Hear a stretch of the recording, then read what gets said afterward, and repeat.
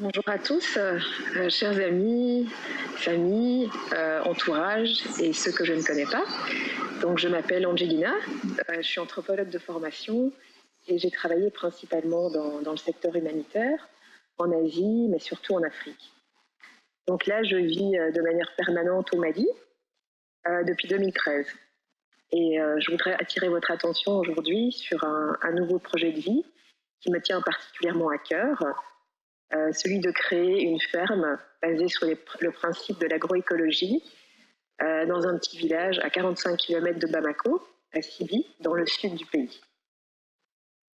C'est quoi l'agroécologie? En fait, c'est une agriculture qui étudie les interactions entre les éléments de son écosystème et qui étudie la méthode la plus adaptée pour produire une nourriture saine, en veillant particulièrement à sa biodiversité et à la santé de ses sols. Pour ceux qui ne connaissent pas le Mali se situe en Afrique de l'Ouest. Il est limitrophe à plusieurs pays, le Sénégal, la Guinée, la Côte d'Ivoire, le Burkina Faso et la Mauritanie. Donc il y a à peu près 19 millions d'habitants et les 2 tiers du pays sont occupés par le désert. C'est l'un des pays les plus pauvres au monde, qui occupe aujourd'hui la 17e place. Et sur 35% de terres cultivables, uniquement 6% sont cultivées, sont exploitées pour l'agriculture. L'agriculture au Mali se base principalement sur le travail de petits producteurs à 90%, à échelle familiale. Et elle dépend essentiellement des pluies. Donc les pluies qui sont en général du mois de juin au mois d'octobre, où la population fait pousser ce qu'on appelle les cultures vivrières, qui sont principalement le mil, le sorgho et le maïs. Les productions généralement ne suffisent pas en fait à nourrir les familles pendant toute l'année, et ce pour plusieurs raisons. En fait, la poussée démographique ne s'est pas accompagnée de changements au niveau des techniques agricoles.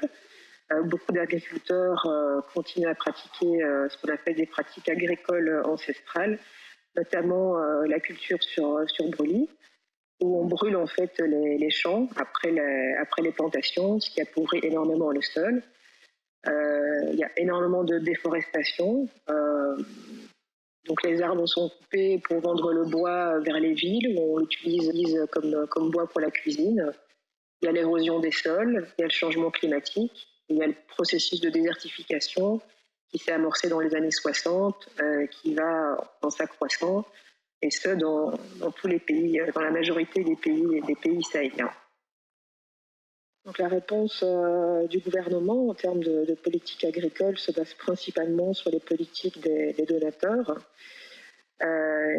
qui en fait est orientée sur l'agro-industriel, c'est-à-dire sur une agriculture basée sur l'utilisation d'intrants chimiques, des pesticides, des semences génétiquement modifiées, qui se sont avérées inefficaces et qui coûtent cher aux petits producteurs qui n'ont pas les moyens et qui ont un impact négatif sur l'environnement, qui appauvrissent les sols.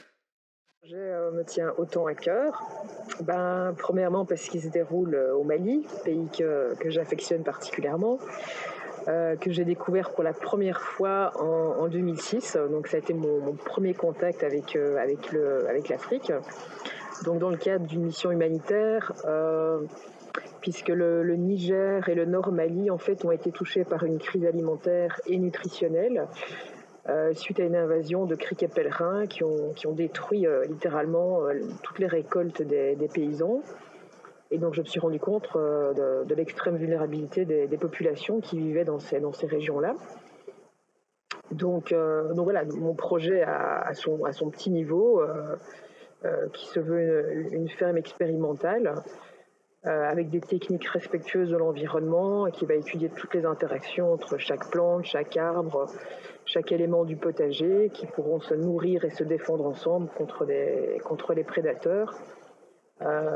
Pourra contribuer à cet enjeu plus global au niveau du pays.